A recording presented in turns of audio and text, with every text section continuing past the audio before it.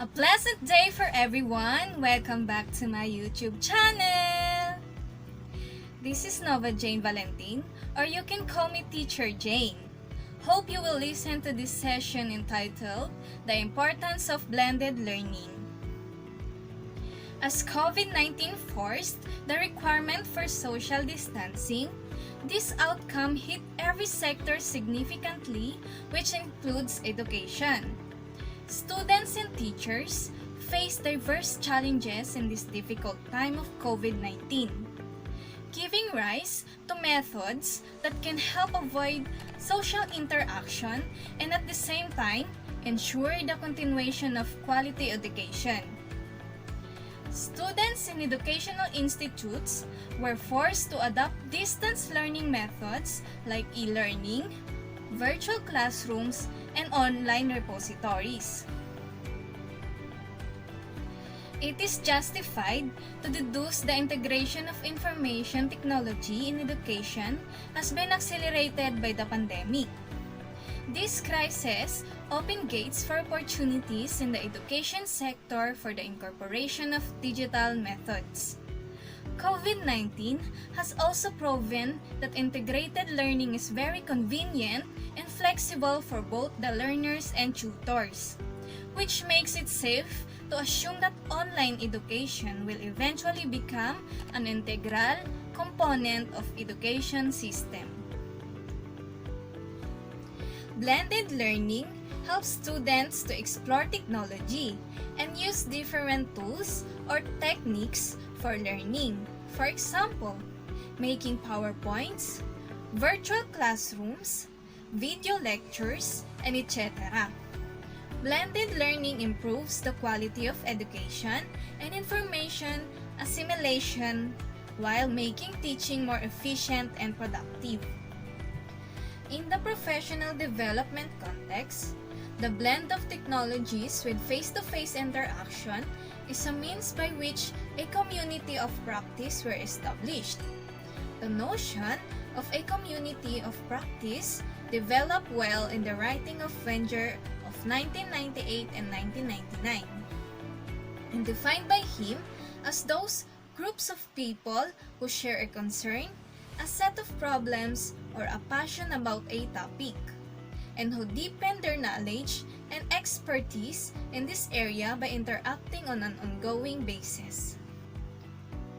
Based on the institutional success factors, it is important that the institutional building blocks are in place, including the organizational readiness, sufficient technical resources, motivated faculty, good communication, and feedback channels with students. There is room for staff to develop their own meanings for blended learning, currently poorly defined to include face-to-face classes and active learning, and build a commitment to the concept. Blended learning should be introduced as a scholarly and transformative redesign process within the institution that rebuilds the course rather than simply adding on technology.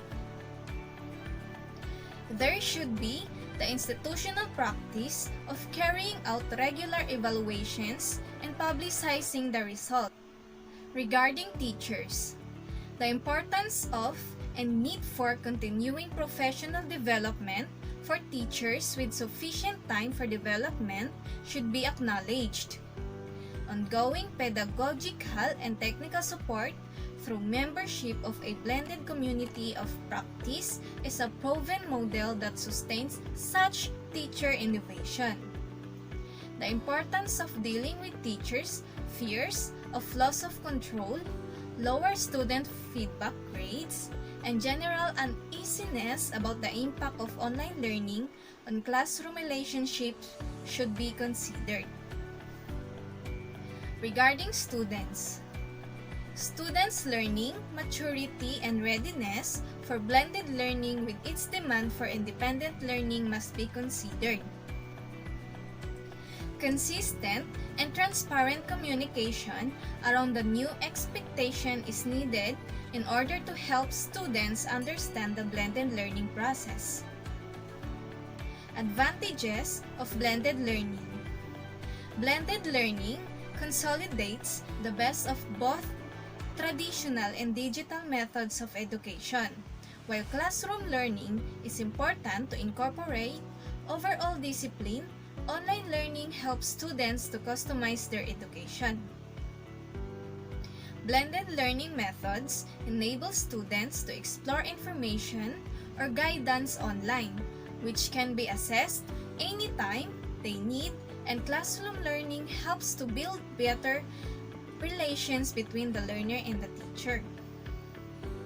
Education is not just about academics, but also learning time management, discipline, and blended learning help both students and teachers to learn according to their own pace and schedule.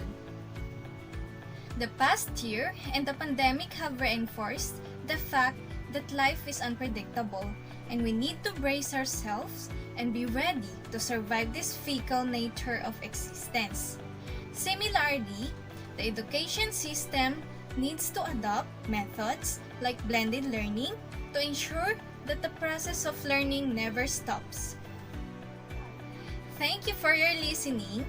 Again, this is Nova Jane Valentin as your vlogger.